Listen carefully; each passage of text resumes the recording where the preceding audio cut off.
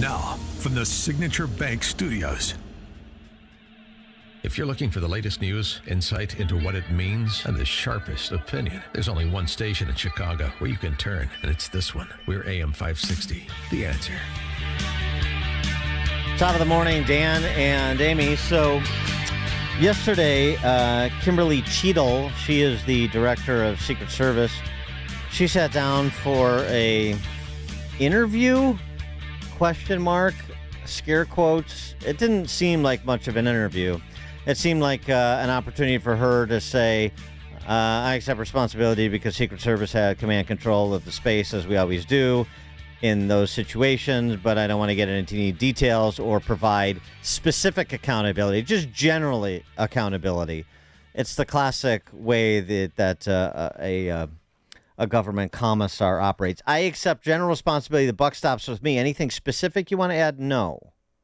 What was your reaction when you saw the events unfold on Saturday? Shock, and then concern, obviously, for the former president. This is an event that should have never happened. Who is most responsible for this happening? What I would say is that the Secret Service is responsible for the protection of the former president. So the buck stops with you? The buck stops with me. I am the director of the Secret Service. It was unacceptable, and it's something that shouldn't happen again. The President and Homeland Security Secretary said today they had 100% confidence in you, but there are some members of Congress calling on you to resign. I appreciate the Secretary's comments, and we're going to continue to be transparent and communicate with people. You plan to stay on, absolutely? I do plan to stay on. There was a gun to her head. I mean, she was quick answers, programmed answers. What happened was unacceptable. So the obvious follow-up question that evaded the comprehension of that ABC news flack. So why did it happen? So why did it happen? If what happened was unacceptable, if you were shocked by it, then, and if you're responsible, give us your explanation of why things went down the way they went down, how that building was left unguarded. Why didn't he ask her that question? Why didn't you sweep all the buildings in the area? There's only 12. Well, they did. According to the reporting, they did. According to CBS News, also, they had plenty of lead time before the shooter opened fire. Snipers observed Crooks checking out the structure, taking out a rangefinder, later returning with a backpack. Local law enforcement said Crooks kept, quote-unquote, disappearing before he climbed on the roof. One of the snipers inside saw the shooter outside and looking up at the roof, observing the building. He came back. He sat down. He looked at his phone. At that point, one of the snipers took a picture of him. For posterity, Crooks took out a rangefinder and the sniper radioed to the command post. Crooks disappeared again and then came back a third time with a backpack. The snipers called in with information that he had a backpack and said he was walking towards the back of the building. Officers think the shooter used the air conditioning unit as a way to leverage himself up onto the roof. So you're taking pictures, you're radioing about him, and there's no direction to go secure him? Or even get Trump off stage. This is before he's on the roof with a rifle. If he is a suspicious character, by the way, the building in question where the shooter was on, was a staging area for local law enforcement. So he's on a roof underneath a bunch of law enforcement officers in that building. And we didn't get any distillation of that from Director Cheadle. But the ABC News reporter was right. Ali Mayorkas at the ready, 100% confidence. Not 99, not 95. He has 100% confidence in Secret Service and Director Cheadle after Saturday. On that, does the president have confidence in the Secret Service director after Saturday's failures? I have 100% confidence in the director of the United States Secret Service. I have 100% confidence in the United States Secret Service. And what you saw on stage on Saturday with respect to individuals putting their own lives at risk for the protection of another is exactly what the American public should see every single day. It is what I indeed do. And guess what? The border is secure, too. Well, first of all, the question was, does the president have 100% confidence in Secret Service? You're not the president. Yeah, and 100%, really. Wow. So right, the big Secret Service statement. that jumped on Trump, but what about the obvious failure that everyone's admitting? That doesn't shake your confidence at all. I'll tell you, that's the one thing you can always count on from the central planners is 100% confidence in everything they're doing at all times, regardless of results. I wish I was that confident about everything. Mike Olson is a retired Secret Service agent. He joins us now. Mike, thanks for joining us. Appreciate it. Hey, welcome, Dan and Amy. Nice to meet you. Yeah, pleasure to have you. So, your reaction to specifically the director's comments, it was unacceptable, but we don't really get any color on why the unacceptable occurred. Well, there's no question it's unacceptable. There's no question it was a failure. I mean, you need to spend an entire career in the Secret Service and be bored off your behind is a successful career, to be honest with you. This isn't the movies, so these things aren't supposed to happen because the Secret Service prides itself in all of its advanced work and its upfront work to keep these things from happening. There's obviously, a series of concentric rings of circles and defense that are built as part of its program, which relies on all kinds of other resources. And when that starts to happen, you run into communication issues and potential problems. But these problems that had the ability to create weaknesses over many, many years were things that could be fixed a long, long time ago in the form of resources being requested and asked for by this agency. And I don't want to rip on the agency as a whole, because there's fantastic people that work inside the agency, men and women that are extremely devoted to their job. But where a lot of things usually break down in any organization is leadership at the top. It didn't start there. This is a resource issue. There's no secret right now. There's human resource deficit, not only in the Secret Service, but in a lot of law enforcement agencies right now, and that's going to create problems. Well, that's true, and that may be the case generally, but it's not the case here, it doesn't seem. I mean, when you have eyes on this suspicious individual, when you have local law enforcement staging in the building that he is on top of, when you have a sniper taking a picture of him and radioing communication. I can't wait if we'll ever get the transcripts of all the radio communications and other communications in real time from Saturday. But I mean, that's just inexplicable. And then Secret Service yesterday seemed to sort of, Anthony Guglielmi, who we know from Chicago, used to be a spokesman for CPD, seemed to sort of say, well, Secret Service didn't have responsibility for the property surrounding. Actually, that's not true. They have command control of the entire footprint, as I understand it. Correct me if I'm wrong.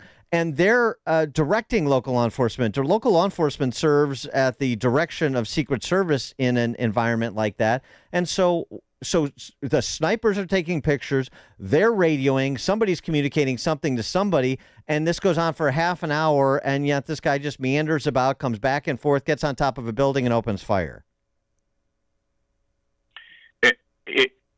Assuming, and I will assume for the conversation that all of that is accurate as far as the footprint, 100% this is the Secret Service's responsibility. 100%. They own that.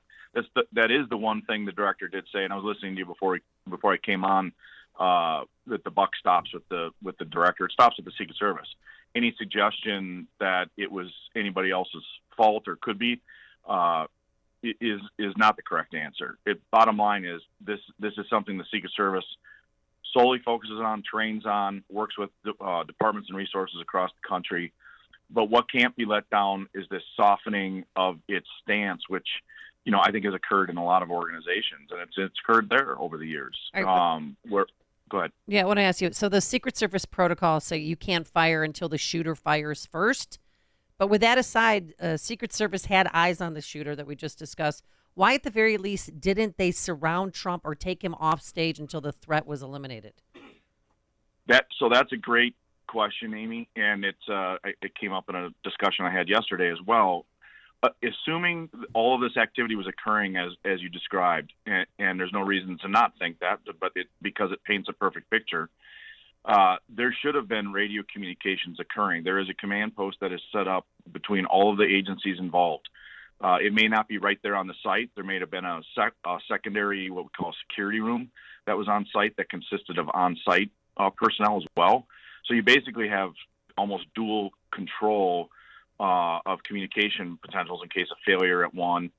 And that information, as was described as I listened to coming onto the show, if that information was going on at that site in that proximity, that should have been being communicated, especially to the detail supervisor, who should have been making a decision to either keep the president from getting on stage or taking him off stage until that was fully investigated, especially given in light of some of the reports that have come in. Is that right? Sorry to interrupt, but is that right that the rules of engagement are that the counter sniper can't open fire until the shooter shoots? I will add color to that. It's partially true, partially not. They have the decision if they see a threat to do that. However, bear in mind, and I'm not suggesting this is the case with this particular team or anything like that, we're in a volatile environment right now where law enforcement has been targeted across the country. I live in Minneapolis, and it's horrendous up here in terms of the fear that's instilled in the rank and file of officers. And the administrations and leadership won't tell you that everything is great. But when you speak to rank and file officers, which I do because of what I do now for a living, you get a different story. And that's the fear of being prosecuted. That's, all this stuff that's going on, the fear of being the epicenter of the next incident, things like that. So bottom line is that counter sniper who pulled that trigger had to be dang sure that what they were doing was going to stand up in court and stand up in front of Congress, because that's one of the things they beat in the Secret Service agent's head. You are responsible if that's your site. Whatever actions you take, if something happens and there's an investigation, which obviously there will be, you will be in front of Congress and potentially in front of a court of law testifying as to your actions.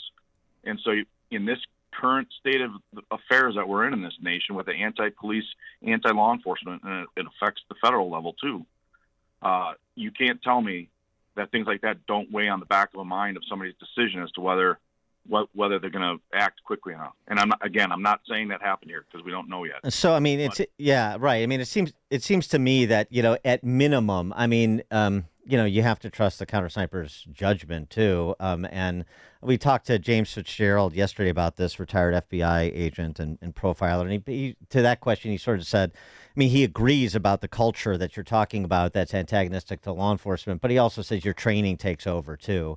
And I mean that so these counter snipers are so highly trained that your training takes over, and so you're sort of in the zone of what your professional expertise is. But I hear what you're saying, and I think that's fair.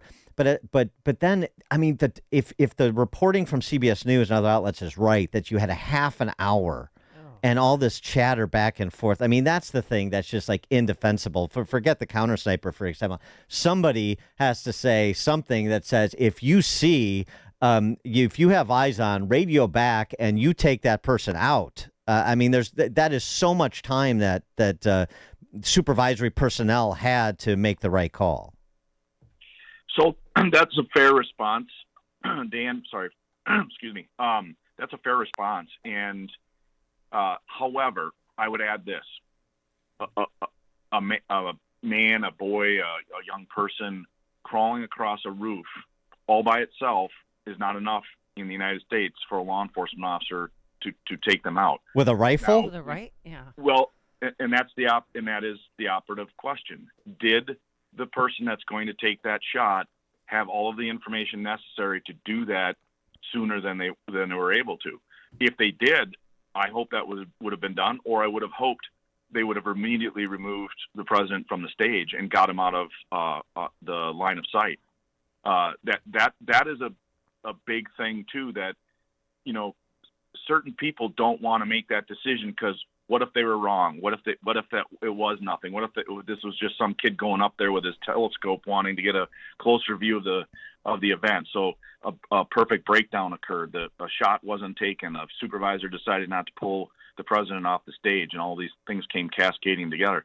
Again, I'm not saying that's the investigation hopefully will review all that, and it should be open, transparent, and And I hope everybody involved is completely honest and forthright with, all conditions in the agencies leading up to this day as well. Mike Olson, retired Secret Service agent. Mike, thanks so much for your time and insights. We do appreciate it. You're welcome, Dan and Amy. Thank you, and have a great day. Stay safe. You too, and he joined us on our turnkey.pro answer line. Hear about the big stories of the day, then talk about them right here on Chicago's Morning Answer on AM 560. The Answer. The doctor's office that mixed up your files has your Social Security number. The power company that mistakenly cut your service has your payment info and last 3 addresses. Your info is in endless places that could accidentally expose your info to identity theft. That's why LifeLock monitors millions of data points every second. If your identity's stolen, they'll fix it guaranteed or your money back. Save up to 40% your first year with promo code CLAY at LifeLock.com. Terms apply. Hey, you've heard me say that cell phone service with Pure Talk is half the